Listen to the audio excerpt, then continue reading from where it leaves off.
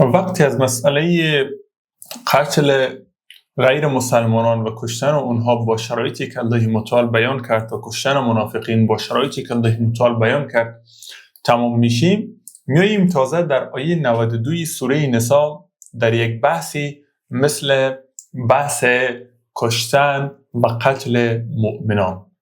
خب حالا حکم اسلام چه هست؟ قرآن چه حکم میده؟ اگر یک مؤمنی، یک مسلمان دیگر را بکشه، حکم قرآن چه هست و حکم اسلام چه هست وقتی یک مؤمنی به عمد یا به خطا مؤمن یا مسلمان دیگر را میکشه؟ حکم اسلام چه هست؟ قرآن چه حکم میده؟ اگر یک کسی آمد و یک مسلمانی را کشت، بریم مطالعه بکنیم قرآن را ببینیم که حکم کشتن یک مسلمان چه هست و چه چیزی الله متعال بیان میکنه.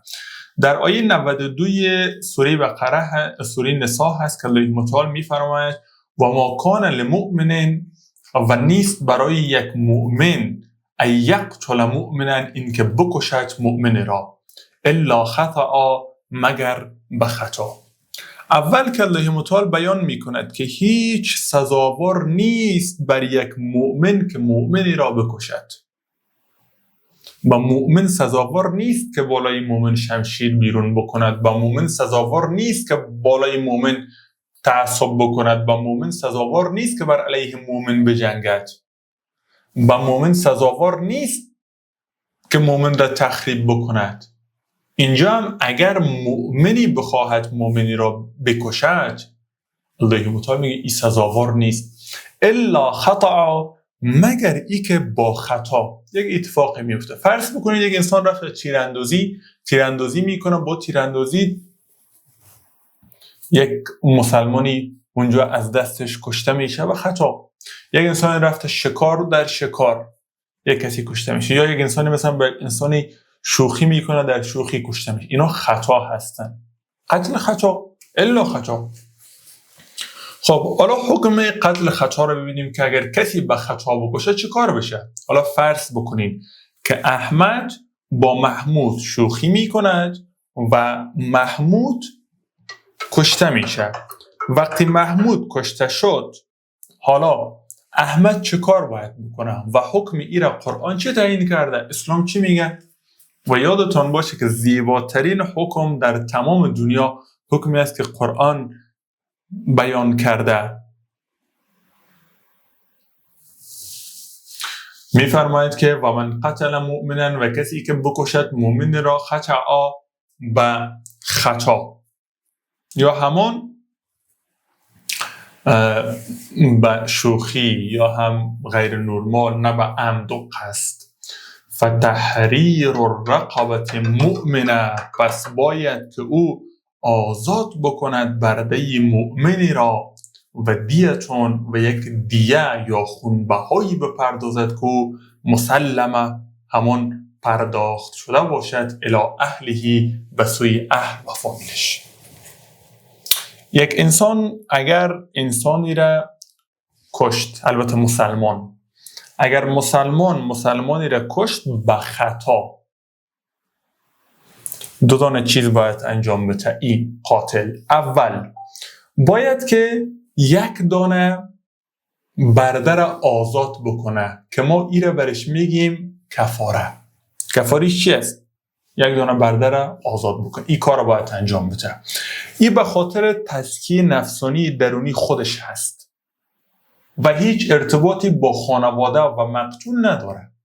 دو، باید است که به خاطر خانوادی مقتول، کسی کشته شده، محمودی که مقتول بود و کشته شده بود، باید که دیه پرداخت بکنه.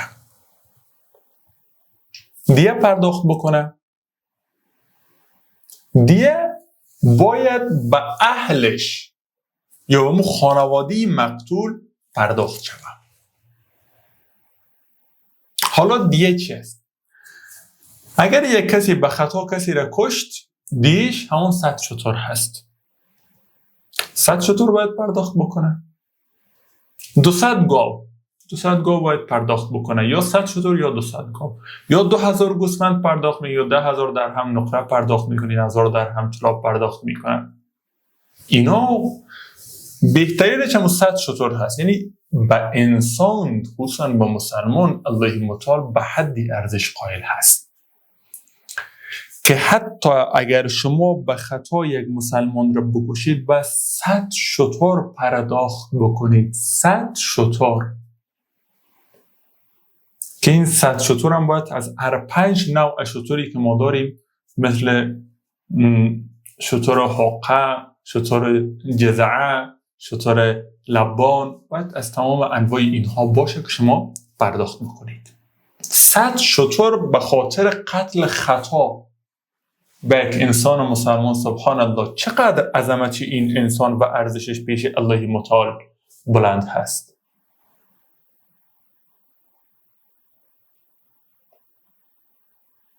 پس چه شد؟ یک دونه کفاره پرداخت میکنه که کفاریش به خاطر قتل خطا به شوخی طرف مرده، طرف رفته تیراندازی، محمود از پیشش کشته شده، قصد نداشته او را بکشه، به خطا کشته شده، به خطا 100 دانه شتر باید پرداخت میکنه.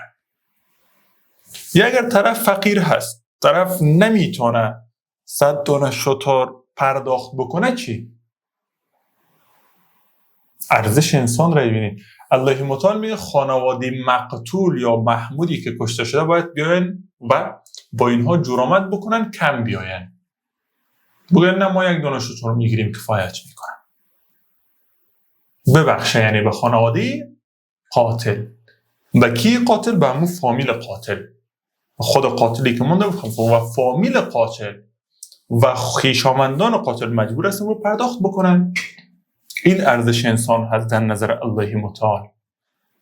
یعنی تو به خطا اگر انسانی رو باید 100 شتر پرداخت بکنی، 100 شتر پولش امروز اگر شما بخواین حساب بکنین، هر شتر کمش شاید $5000 باشه، کمش $5000 شاید یک شتر باشه. اگر $1000 باشه، 100 شتر به اندازه $100,000 میشه. اگر $5000 باشه، $500,000 خیلی پول زیاد هست که شما به خاطر قتل یک انسان باید پرداخت میکنید. این باید مسلمه الی اهلیه باشه، یعنی به اهلش پرداخت شود. اگر نداشت میتونن جرامت بکنن، ببخشن و این مسئله.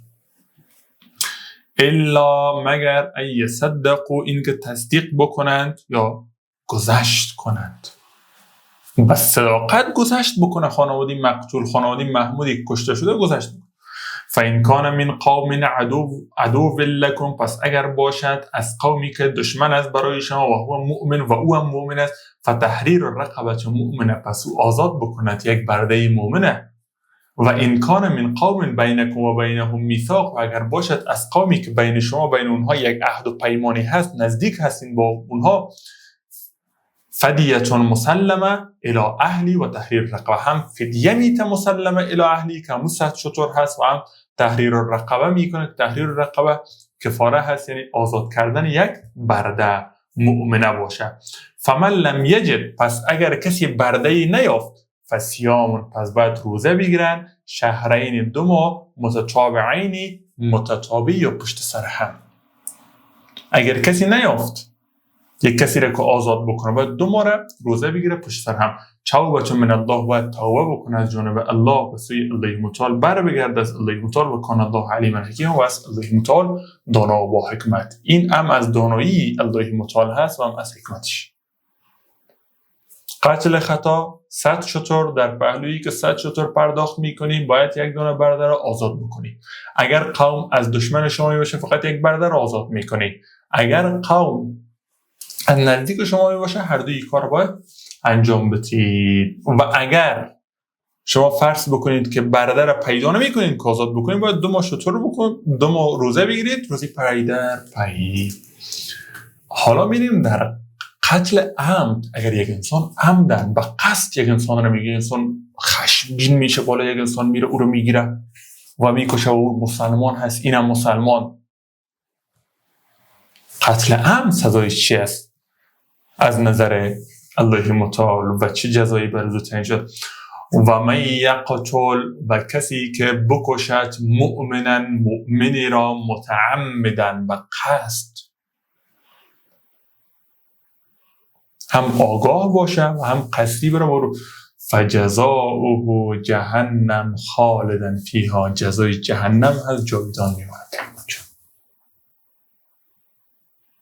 از این که عذاب بزرگ نمیشه دیگه، خیلی سخت هست. الله متعال میگه اگر شما عمدن یک مسلمان را بکشید، هیچ چیزی نمیتونه خون او را پرداخت بکنه، هیچ چیزی نمیتونه ارزش یک انسان را پوره بکنه. خیلی او ارزشمند هست از نظر الله متعال، خیلی او با عظمت هست، چیزی نمیتونه ارزش پوره بکنه. پس به همون خاطر جزای شما جهنم هست که خالدن فیها، جاویدان میمونه انسان قاتل در جهنم. و غضب الله علیه، و دوم چیزی که او بالای ازو میشه غضب الله متعال بالای ازو، و سوم چیزی که میشه بر ازو و لعنه، لعنت الله متعال بالای ازو، و چهارم چیزی که بالای ازو میشه و عد له عذابا عظیما، و آماده میشود برای ازو، آماده میکند الله متعال برای ازو عذاب عظیم و بزرگ را. این برای قتل عمد بود که 4 چیز را الله متعال بیان میکند برای قتل عمد. خب حالا احکام اسلامی درباره قتل عمد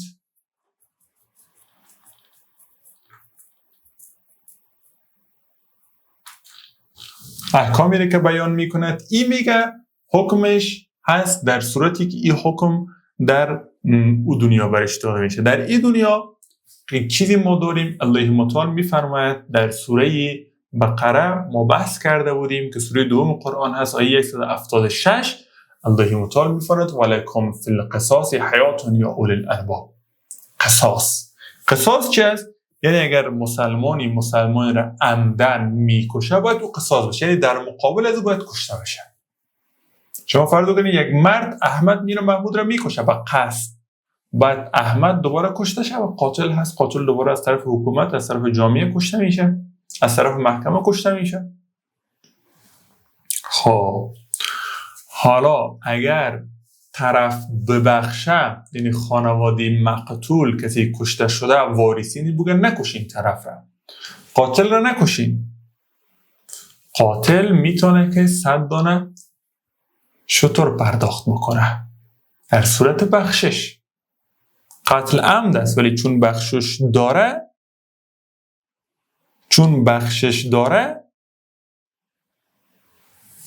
میتونه که 100 شتر پرداخت بکنه، یا هم اگر بخشش کردن و او قاتل را نکشتن و قصاصش نکردن، که در قصاص الله متعال میگه زندگی هست. ما در باب قصاص مفصل بحث کرده بودیم در سوره بقره، وجود داره ویدیوش که قصاص چرا زندگی است. چون یک نفر میره قصدن یک نفر را میکشه، خب شما چیکار میکنید؟ شما او را میکشید. 2 نفر این کار را میکنه کشته شود، 3 نفر این کار، 5 نفر این کار را میکنه کشته شود، دیگه کسی این کار را انجام نمیده و او خاطر در قصاص میگه براتون زندگی و این هم در آخرت چیزی که برش تعیین شده. پس قاتل عمدی باید کشته شود، کسی که عمد میکشه عمدن قصدن. یا ایها الذین آمنوا، کسانی که ایمان آورده اید، اذا ضربتم فی سبیل الله، وقتی که شما سفر کردید در راه الله، فتبینوا ولا تقولوا، پس باید شما بررسی کنید، ولا تقولوا و مگویید، لمن برای کسی که القا درف کند، الیکم برای بسوی شما، سلام دوستی را، لست مؤمن نیست، تبتغون عرض الحیات الدنیا، شما هر آینه طلب میکنید زندگانی دنیا، فعند الله مغانم کثیره، پس نزد الله متعال هست غنیمت های بسیار زیاد، کذالک اینچنین کنتم بودید من قبل و پیش از این، فمن الله علیکم، پس منت گذاشت الله متعال بر شما، فتبینوا، پس خوب بررسی بکنید، ان الله کان بما تعملون خبیر، الله متعال با آنچه شما که عمل میکنید خبردار هست. اگر یک گروهی آمد به سوی شما دست دوستی دراز کرد، شما بررسی بکنید. حکومت اسلامی باید بررسی بکنه با کی دوستی میکنه، مسلمان باید بررسی بکنه با کی دوستی میکنه. اگر رو قابلیت دوستی با او دوستی بکنید که الله متعال با آنچه شما انجام میدید خبردار هست. لا یستوی، مساوی نیستن، قاعدون آن دسته که باز نشسته هستند من المؤمنین از مؤمنان غیر اولی ضرر، غیر این که آسیبمند باشند، یعنی آسیبمند نیستند، آسیب ندارند. یک گروهی از مؤمنان کسانی هستند که در راه الله تلاش نمی کنند، جهاد نمی کنند و تقویه و پیشرفت نمی کنند، راه الله را نصرت نمی کنند.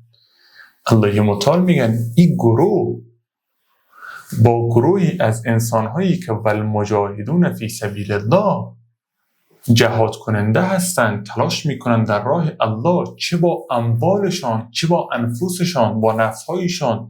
این تلاششان چه تلاش علمی باشه، این تلاششان تلاش اقتصادی باشه، این تلاششان تلاش امنیتی باشه، این تلاششان تلاش سیاسی باشه، به خاطر برپایی جامعه واقعی اسلامی تلاش میکنن. و یک انسانهای خوابیده و خواب برده که هیچ ضرری را نمیپذیرند و میترسند که پول ما مصرف شود و میترسند از اینکه مبادا جان ما در خطر بیفته، در راه الله تلاش نمیکنند. این دو گروه الله متعال مساوی نیستند. فضل الله المجاهدین، الله متعال فضیلت داده کسانی که جهد و تلاش و کوشش میکند به اموالهم، با مالهای خود و انفسهم و نفسهای خود، علی القاعدین، بر کسانی که نشسته هستند، تنبل هستند، تلاش نمی کنند و ریسک و خطر را در زندگی نمیپذیرند.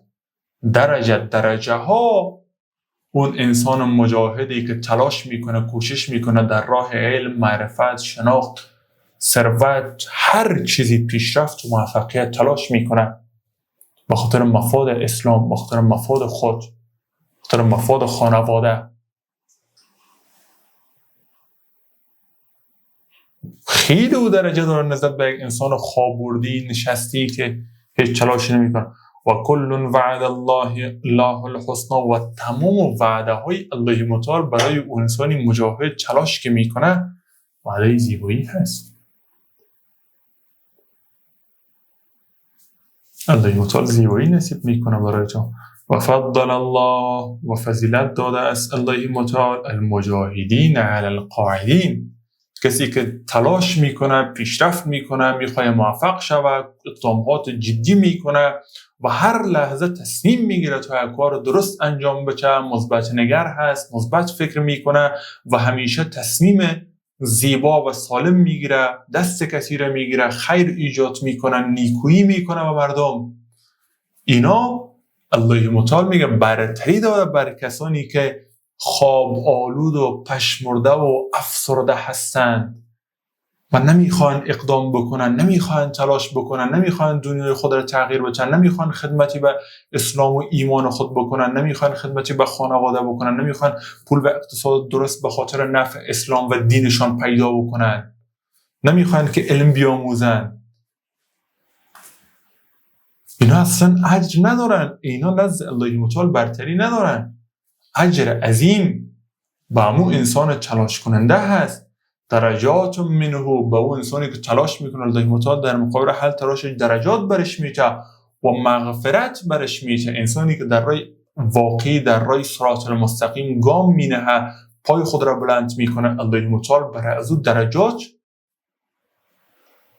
نصیب میکنه و برش مغفرت و بخشش گناهانش الله متعال میبخشه. سبحان الله. و رحمت الله متعال شامل حال کسانی میشه که در راه صراط المستقیم قدم بر میدارن، مجاهده و تلاش میکنن و برای رشد و رسیدن به موفقیت هر لحظه پلانریزی میکنن. و کان الله غفور رحیم، و هست الله متعال در حقیقت غفور، بخشاینده، رحیم و مهربان. الله هست که هم غفور بخشاینده هست و هم رحیم مهربان هست. ان الذين توفاهم الملائکه، هر آینه کسانی که میمیراند آنها را ملائکه، ظالمی انفسهم، ظلم کننده بالای نفسانشان، قالوا میگویند فیما کنتم، در چی بودید شما؟ قالوا گویند کنا مستضعفین فی الارض، ما بودیم ضعیفان در زمین.